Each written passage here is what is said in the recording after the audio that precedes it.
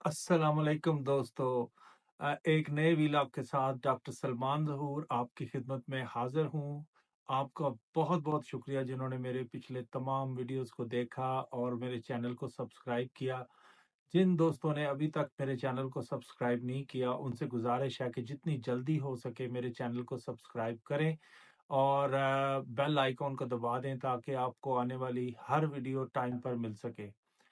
हमें बहुत खुशी होती है जब अपने कमेंट में कोई क्वेश्चन लिखते हैं। मैं और मेरे सब दोस्त जो यहाँ पर मेडिसिन की प्रैक्टिस कर रहे हैं, हमें ये खुशी दोबाला हो जाती है जब हम किसी क्वेश्चन का आंसर देते हैं और हमें आगे से फीडबैक मिलते हैं कि उसका आपको कोई फ़ायदा हुआ है। तो बहुत सारे दोस्तों का हमसे ये क्वेश्चन होता था कि भाई आप इतने सालों से इंग्लैंड में प्रैक्टिस कर रहे हैं, तो आप पाकिस्तान क्यों नहीं आते? आप पाकिस्तान की खिदमत क्यों नहीं करते? तो हमें बस हर इंसान की अपनी कुछ मजबूरियां होती हैं, हम भी उन्हीं मजबूरियों में, उन्हीं बेड़ियों में कैद हैं। तो फिर हमने ये सोचा कि कोई ना कोई ऐसा ज़रिया बनाया जाए जिससे हम अपने मुल्क से, अपने वतन से, जिसने हमें इतना इस काबिल बनाया और यहाँ पर पहुँचाया, उसकी किसी न किसी तरीके से हेल्प की जाए। तो ये एक बहुत अच्छा ज़रिया है जिससे हम यहाँ बैठे आप लोगों के साथ अटैच होते हैं और आप हमसे जो मर्ज़ी क्वेश्चन पूछें, हम उसका आंसर भी करते हैं। इसके अलावा पाकिस्तान में जो मेरे दोस्त कुछ बहुत अच्छे मकामात पे पहुँच चुके हैं, उन्होंने भी मुझसे बहुत कोऑपरेट किया और किसी किस्म का कोई क्वेश्चन जो जिसमें उनकी राय मुझे चाहिए होती है, वो अपनी राय से मुझे बताते हैं। मेरे मेरे शो में शामिल होने के लिए हर वक्त रेडी हैं। तो इसी सिलसिले में आज हमारे एक बहुत प्यारे दोस्त जो पाकिस्तान लाहौर में प्रैक्टिस करते हैं, आप शायद उनको जानते भी हों, प्रोफेसर डॉक्टर असदुल्ला एजाज साहब।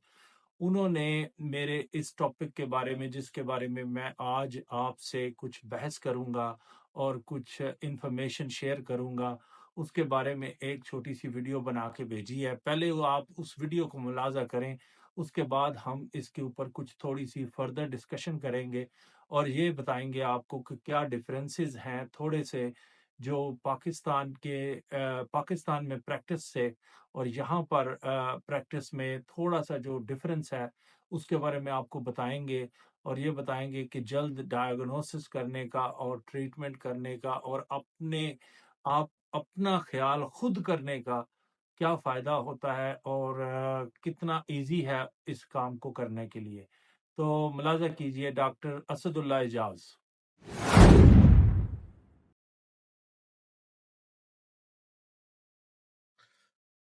अस्सलाम वालेकुम। मेरा नाम प्रोफ़ेसर डॉक्टर असदुल्ला इजाज़ है। मैं आज आपसे दमा के बारे में बात करना चाहूँगा। दमा है क्या? दमा एक साँस का मर्ज़ है जो कभी होता है, कभी मरीज़ ठीक हो जाता है, कभी होता है, कभी ठीक हो जाता है। दमा में एक्चुअली जो साँस की नालियाँ हैं, उनमें सोज़िश होती है और उसकी वजह से साँस की नालियों के जो पट्टे हैं ना, वो सिकुड़ जाते हैं। पट्टों के सिकुड़ने का नतीजा ये होता है कि साँस की नालियाँ सिकुड़ जाती हैं। साँस की नालियों के सिकुड़ने का ये डिसएडवांटेज होता है कि जो साँस की नालियाँ हैं, वो सिकुड़ने से मरीज़ को साँस में दिक्कत और ये प्रॉब्लम आती है। तो दमे को आप सिंपल ये समझें कि एक साँस की बीमारी है, जिसमें साँस की नालियाँ सिकुड़ती हैं क्योंकि सोज़िश की वजह से या किसी एलर्जी की वजह से जो साँस की नालियाँ हैं, उनके जो है पट्टे वो सिकुड़ जाते हैं, तो साँस की नालियाँ सिकुड़ जाती हैं। इसको हम दमा कहते हैं। दमा किन लोगों में आम तौर पे होता है? दमा उन लोगों में आम तौर पे ज़्यादा होगा कि जो लोग पैदाइश के वक़्त उनका वज़न कम हो या जिनको शुरू में वायरल इन्फेक्शन हो, जो तो वायरल इन्फेक्शन के बाद कई लोगों को दमा होने का चांस बन जाता है। या वो लोग जो जो है किसी एलर्जी का शिकार हों या विरासती तौर पे भी ये होती है, अगर वालिदैन को हो या किसी बहन-भाई को हो, तो बच्चों में भी और उनके बहन-भाइयों में भी दमा होने के चांसेस बहुत ज़्यादा हो जाते हैं। और उसके अलावा जो दमा है ये पोल्यूटेड एनवायरनमेंट में कई लोग रहते हैं तो वहाँ से ट्रिगर हो जाता है। कई दफ़ा कोई ऐसे एलर्जन होते हैं एनवायरनमेंट में, जैसे इस्लामाबाद में पोलन था, पोलन की वजह से हो जाते हैं। तो दमा की बहुत से वजूहात हैं जिनकी वजह से दमा लोगों में आम तौर पे हो जाता है। दमा की अलामतें क्या होती हैं? दमा की अलामतें आम तौर पे ये होती हैं कि दमा जो है, उसमें लोगों को साँस में घुटन महसूस होगी, खाँसी महसूस होगी, बलगम यहाँ पे फँसा हुआ लगेगा اور لوگوں کو لگے مجھے کھل کے سانس نہیں آ رہا، اور اس کے علاوہ سینے میں سیٹی کی آواز آئے گی۔ اگر زیادہ دمے کے شدید اٹیک ہو تو ان کا ہارٹ ریٹ بھی سلو ہو سکتا ہے، ان کا جو ہے نا وہ ہاتھ پاؤں نیلے بھی ہو سکتے ہیں، جسے ہم سائنوسس کہتے ہیں۔ ان میں جو ہے نا پیشنٹس جو ہیں ان میں دما کی جو پیشنٹس ہیں ان میں میں آپ کو علامتیں بتا رہا تھا، تو علامتوں میں ان کو جو ہے سانس کی گھٹن، انہیں کھانسی، مستقل کھانسی، جسم پہ الرجی، یا اس کے علاوہ کیا انہیں کہہ سکتے ہیں کہ آپ انہیں جو ہے سینے میں سیٹی کی آواز، اور یہ اچانک ہوتا ہے، اچانک ختم ہو جاتا ہے۔ دمہ موسٹلی موسمی بیماری کے طور پہ بھی کہہ سکتے ہیں۔ اس کے بہت سے اٹیک عام طور پہ سردیوں میں زیادہ ہوتے ہیں۔ کئی لوگوں کو ایکسرسائز کے بعد دمہ جو ہے وہ شروع ہو جاتا ہے، کئی لوگوں کو لوپرین، ڈسپرین ایسی دوائیوں سے الرجی شروع ہو جاتی ہے، کئی لوگ اس سے دمہ مطلب اس دمے کا اٹیک شروع ہو جاتا ہے۔ عام طور پہ دمے کا اٹیک لیٹ نائٹ یا ارلی مارننگ ہوتا ہے، فجر کے آس پاس کئی لوگوں کو دمے کے اٹیک زیادہ ہوتے ہیں۔ سردیوں میں باہر نکلنے سے دمے کا اٹیک ہو سکتا ہے۔ آپ کو اگر جس چیز سے الرجی، آپ اس باہر نکلتے ہیں تو وہ الرجن اگر انوائرمنٹ میں ہے، جیسے جس کو پولن الرجی، اگر وہ ایسی جگہ پہ جائے جہاں پہ پولن زیادہ ہے تو اس کو دمہ ہو جائے گا۔ تو یہ عام طور پہ دمے کی علامتیں ہیں۔ دمے کے اٹیک ہوتے ہیں، اور بٹوین دی اٹیکس مطلب ایک حملے سے دوسرے حملے کے درمیان مریض بالکل ٹھیک بھی ہو جاتے ہیں۔ دمے کا علاج کرنا چاہیے، اور دمے کا علاج بہت ضروری ہے۔ اور دمے کا علاج کیوں ضروری ہے؟ دمے کا علاج اس لیے بھی ضروری ہے کہ جو دمے کے پیشنٹ ہیں اگر وہ علاج نہیں کریں تو ان کا سانس گھٹ جانے سے اور بہت سے مسائل ہو سکتے ہیں۔ تو دمے کا علاج کرنا چاہیے۔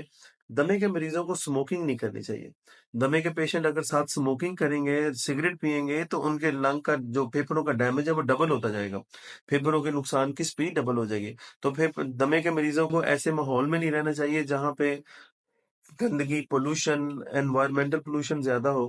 انہیں سموکنگ نہیں کرنی چاہیے، انہیں موٹا نہیں ہونا چاہیے۔ موٹاپے کے جو شکار لوگ ہیں ان میں بھی دمے کے اٹیک بڑھ جاتے ہیں، اور موٹاپا بذات خود بھی دمے کی جو ہے نا وہ انکریز کر دیتا ہے، دمے کے چانسز بڑھا دیتا ہے۔ ایک اور مرض جو آج کل بڑا عام ہے وہ ہے معدے سے تیزابیت اوپر چڑھنا، خوراک کی نالی میں آنا۔ اور معدے سے خوراک کی نالی میں جب تیزابیت آتی ہے تو یہ بھی بہت سے لوگوں میں جو ہے نا دمے کے اٹیک کر دیتی ہے۔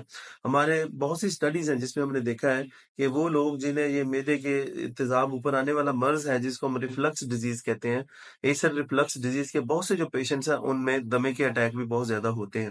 تو جو دمے کے پیشنٹ ہیں انہیں جو ہے موٹاپے سے اور تیزابیت سے اور ایسی خوراک سے جو تیزابیت پروموٹ کرتی ہے اس سے بچنا چاہیے۔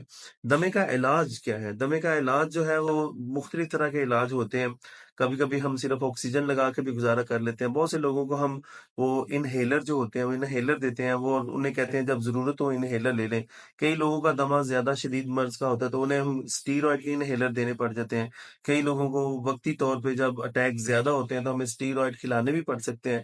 لیکن عام طور پہ ہمارے پاس کچھ میڈیسنز ہوتی ہیں جو ہمیں باقاعدگی بنیاد پہ اور یا ڈیپینڈنگ اپون اس بات کو دیکھتے ہوئے کہ مریض کے دمے کی شدت کتنی ہے، کیا اس کو روز اٹیک ہو رہا ہے، ہفتے میں ایک دفعہ ہوتا ہے، مہینے میں ایک بار ہوتا ہے، یا ہفتے میں یا روز ہی 5 دفعہ اٹیک ہوتا ہے۔ ان ساری چیزوں کو مد نظر رکھتے ہوئے ہم یہ فیصلہ کرتے ہیں کہ مریض کو کون سی دوائی، کتنی دوائی، کیسے دینی ہے، گولیاں دینی ہیں، انجیکشن دینے ہیں، داخل کرنا ہے یا انہیلر دینے ہیں۔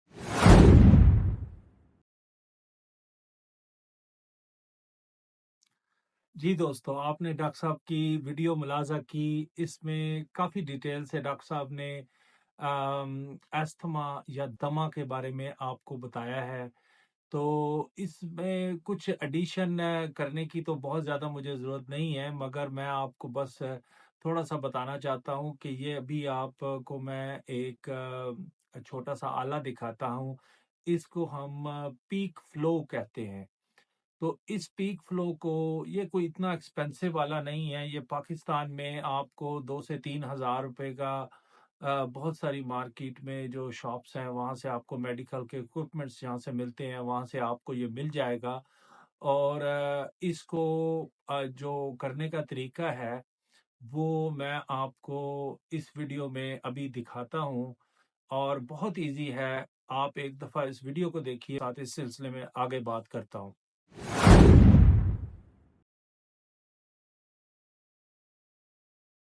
جی، آپ یہ تصویر میں یہ آلہ دیکھ رہے ہیں، یہ اس شیپ کا ہوتا ہے، اور یہ اندر سے بھی آپ کو میں دکھا رہا ہوں، یہ اس کے 2 پارٹس ہوتے ہیں۔ اس کے ساتھ یہ لگ جاتا ہے ایسے، آگے کی طرف اس کی سیل کو ٹائٹ ہونا چاہیے۔ اب یہ میری کولیگ آپ کو اس کے اوپر یہ کر کے دکھائیں گی. یہ انہوں نے پوری طرح اس کو سیل نہیں کیا. اب یہ ٹیکنیکلی اس کو پورا سیل کرنا چاہیے پہلے. یہ دیکھیے اب یہ اس کو پورا بند کر رہی ہیں، اور اس کے بعد اب یہ اس کو ایگزیکٹلی پوری طرح سیل بند کر کے اب یہ دوبارہ اس کو اپنے لپس کے ساتھ پورا سیل کر کے زور سے بلو کرنا ہے. اور یہ آپ دیکھیے اس کے بعد اس کے اوپر ایزیلی ریڈنگ آ جاتی ہے، جس سے آپ کو ان کی ریڈنگ کا پتہ چلتا ہے. اور یہاں سے دوبارہ انہوں نے کرنا ہے یہ ٹیسٹ. 3 دفعہ یہ ٹیسٹ پرفارم کرتے ہیں. 3 دفعہ کرنے کے بعد اگر یہ آپ کو جو بھی اس میں سے سب سے بیسٹ ریڈنگ ہوتی ہے وہ آپ کی ریڈنگ اس وقت موجود ہے. اس سلسلے میں بعد میں آپ کو تفصیل سے بتاتا ہوں، مگر یہ اس کو طریقہ ہے کرنے کا.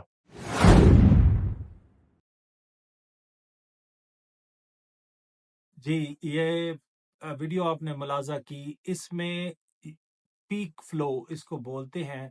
اور بہت ایزی طریقہ ہے کہ آپ اس کے اندر زور کے ساتھ بلو کرتے ہیں اور دیکھتے ہیں کہ ریڈنگ کیا آئی ہے. ایک نارمل میل جو ہوتا ہے اس کی ریڈنگ راؤنڈ اباؤٹ 500 پلس ہونی چاہیے، 500 سے زیادہ.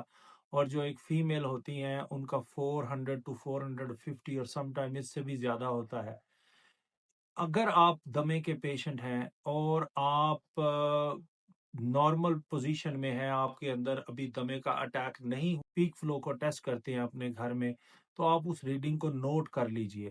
اگر وہ ریڈنگ آپ کی لیٹ سے 400 ہے یا 500 ہے، آپ اس کو نوٹ کر لیجئے. اور جب آپ کو دمے کا اٹیک ہو رہا ہے اس وقت اگر آپ اس ٹیسٹ کو کرتے ہیں اور اگر وہ آپ کا 2/3 سے کم ہے، فار ایگزامپل اگر آپ کی نارمل ریڈنگ جو نارمل ٹائم میں تھی وہ 400 ہے اور یہ والی ریڈنگ آپ کی 250 سے نیچے جا رہی ہے، تو آپ کے لیے بہتر یہ ہے کہ آپ ہاسپٹل میں چلے جائیں. اور ڈاکٹر صاحب نے جس طرح آپ کو بتایا تھا کہ آپ انہیلر استعمال کریں مگر اس سے امپروومنٹ نہیں ہو رہی اور آپ کا 250 سے نیچے پیک فلو ہے، تو بہتر ہے کہ آپ فوری طور پہ ہاسپٹل جائیں، جہاں آپ کو نیبولائزر یعنی مشین کے ذریعے ایک خاص دوائی آپ کے پھیپھڑوں میں پہنچائی جاتی ہے، جس سے آپ کے پھیپھڑوں کی نالیاں کھل جاتی ہیں اور اس کے اندر آپ کو آکسیجن کا لیول آپ کے بلڈ میں پورا ہونا شروع ہو جاتا ہے اور آپ کے دمے کے اوپر کنٹرول آنا شروع ہو جاتا ہے.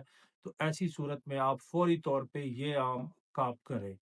اسی طرح خواتین کا اگر ایک نارمل پیک فلو وہ 300 ہے اور اگر آپ کا اس سے 2/3 کم ہو گیا ہے یا آپ یہ کہیں کہ راؤنڈ اباؤٹ 200 سے نیچے چلا گیا ہے، تو ایسی صورت میں آپ نے فوری طور پہ ہاسپٹل جانا ہے اور ہاسپٹل میں جا کے آپ نے ایمرجنسی ڈپارٹمنٹ میں اپنی ٹریٹمنٹ سٹارٹ کروانی ہے. اس کی ٹریٹمنٹ انتہائی آسان ہے. جس طرح ڈاکٹر صاحب نے بتایا شروع میں انہیلر سے ٹرائی کیا جاتا ہے کہ ایستھما یا دمے کے پیشنٹ کو کنٹرول کیا جا سکے، مگر اگر وہ کنٹرول میں نہ آئے تو ایسی صورت میں مشین کے ذریعے آپ کو اسپیشل دوائی دی جاتی ہے یا آپ کی جو خون کی نالی ہے اس کے اندر آپ کو کینولا لگا کے یا ڈفرینٹ ذریعے سے اور دوائیاں بھی دی جاتی ہیں. سم ٹائم آپ کو اسٹیرائڈز بھی دینے پڑتے ہیں. اور یہ ایک انتہائی جان مرض بن سکتا ہے اگر آپ اس کی تشخیص ٹائم پہ نہیں کرتے اور اس کا علاج مکمل طور پہ اپنے ٹائم پر نہیں کرواتے. تو استھما کے پیشنٹ کو دمے کے اٹیک سے بچنے کے لیے کیا کرنا چاہیے؟ اسپیشلی اگر آپ ایکسرسائز کرتے ہیں تو کیا آپ کو ایکسرسائز کرنی چاہیے؟ اگر آپ فیل کرتے ہیں کہ آپ ایکسرسائز کرتے ہیں تو آپ کا دمے کا اٹیک بڑھ جاتا ہے، تو ایسی صورت میں آپ نے ایکسرسائز کرنے سے پہلے کچھ دوائی لیں اور ایکسرسائز کو ایک مناسب مقدار میں کریں. جیسا کہ میں آلویز کہتا ہوں کہ موٹاپا جو ہوتا ہے وہ تمام بیماریوں کی جڑ ہوتی ہے. تو موٹاپا جو ہوتا ہے اس میں بھی دمے کے پیشنٹ، جس طرح ڈاکٹر اسد اللہ اجاز صاحب بھی فرما رہے تھے ابھی آپ سے، کہ موٹاپا جو ہوتا ہے وہ اس میں دمے کا اٹیک بہت زیادہ ہوتا ہے. کوشش کیجئے کہ اپنا وزن کم کیجئے ہر صورت. اور اگر آپ کو ڈسٹ یا مائٹ الرجی کی وجہ سے دمے کا اٹیک ہوتا ہے تو اپنے بستر کو صاف کیجئے، اس کو جھاڑ کے اس کے اوپر سوئیے، اس کے تکیے کے غلافوں کو برابر چینج کرتے رہیے۔ اس کے علاوہ اپنے پردوں کو صاف کیجئے، اور اگر آپ کے گھر میں صفائی کے وقت ڈسٹ اڑتا ہے تو منہ پہ ماسک لیجئے، ماسک لے کے تو کام کریں، جس کی وجہ سے ڈسٹ اور مائٹ جو ہے وہ آپ کی سانس کی نالیوں میں داخل ہو کے ایک اسپیشل قسم کا ریاکشن پیدا نہ کرے، اور اس ریاکشن کی وجہ سے آپ کی سانس کی نالیاں تنگ نہ ہوں۔ آخر میں بس آپ کو اتنا بتانا چاہوں گا کہ دمے کو بڑھنے نہ دیجیے، کیونکہ دمہ اگر بڑھ جاتا ہے تو سم ٹائم وہ چھوٹی موٹی دوائیوں سے ریزسٹنٹ ہو جاتا ہے، اور ایسی صورت میں بڑا ڈیفیکلٹ ہو جاتا ہے اس کا علاج کرنا، ایون ہاسپٹلز میں بھی، اور یہ بہت جان لیوا ثابت ہو سکتا ہے۔ تو دمے کو کنٹرول کرنے کے لیے جیسے ہی آپ کو کوئی سیٹیوں کی آواز سنائی دیتی ہے، یا آپ کو سانس لینے میں دشواری ہو رہی ہے، مشکل پیش آ رہی ہے، ایسی صورت میں فوری طور پہ آپ انہیلرز استعمال کریں۔ اور اگر آپ مجھے کمنٹ میں لکھ کے بھیجیں گے کہ انہیلرز کو کیسے استعمال کرنا ہے یا کون سے انہیلرز آپ نے استعمال کرنے ہیں، تو میں اس کے بارے میں بھی آپ کو پوری کی پوری انفارمیشن دے سکتا ہوں، اور آپ کو اس کو پریکٹیکلی دکھا بھی سکتے ہیں۔ مگر اگر آپ انہیلرز استعمال کرتے ہیں اور آپ کو فیل ہو رہا ہے کہ آپ انہیلر سے آپ کا سانس درست نہیں ہو رہا، تو ایسی صورت میں آپ نے فوری طور پہ پیک فلو کرنا ہے، اور پیک فلو میں یہ دیکھنا ہے کہ آپ کو پیک فلو میں کہ وہ 2/3 سے کم تو نہیں ہو گیا، اور اگر 2/3 سے کم ہو چکا ہے تو فوری طور پہ ہاسپٹل جائیں اور اپنا علاج شروع کروا دیں۔ اس سلسلے میں کوئی بھی کویسچن ہو آپ نے مجھے کمنٹ سیکشن میں پوچھئے۔ یاد رکھیے، اس میں اگین میں ایک اور بات لاسٹ میں آپ کو بتانا چاہتا ہوں کہ ہر سانس کی بیماری دمہ نہیں ہوتی، سم ٹائم سانس کی بیماری ہارٹ کی وجہ سے بھی ہوتی ہے، سم ٹائم سانس کی بیماری ہارٹ فیلئر سے بھی ہوتی ہے، اور بھی الرجی کی وجہ سے بھی ہوتی ہے۔ اس میں بہت ساری ریزنز ہوتی ہیں، ہم سب کو علیحدہ علیحدہ سے ڈسکس کریں گے، مگر آج کا ہمارا پروگرام ایک نون پیشنٹ کے لیے تھا جس کو ہم سب کو آلریڈی ڈائگنوسس میڈ ہے کہ وہ دمے کا پیشنٹ ہے۔ یہ پروگرام آج کا میں نے تھوڑی سی انفارمیشن آپ کے ساتھ اس سلسلے میں شیئر کی تھی۔ یاد رکھیے، کوئی بھی ٹاپک میں جب آپ کے ساتھ شیئر کرتا ہوں تو اس کا مطلب یہ نہیں ہوتا کہ میں اس ٹاپک کو اب اینڈ کر رہا ہوں، یہ صرف اٹس جسٹ اے بگننگ، اور یہ میرا مقصد یہی ہوتا ہے کہ اس کے اندر سے آپ کویسچن ڈھونڈیں، مجھے بھیجیں، اور پھر ان کویسچنز کا میں اور آپ دونوں مل کے اس کا علاج ڈھونڈتے ہیں۔ انشاءاللہ اگلے ویلاگ میں دوبارہ آپ کی خدمت میں حاضر ہوں گے، تب تک کے لیے اجازت دیجیے، اور میرا چینل سبسکرائب کرنا نہ بھولیے، کیونکہ آپ کی سبسکرپشن ہی میرا سب سے بڑا سپورٹ ہے۔ Thank you very much. اللہ حافظ۔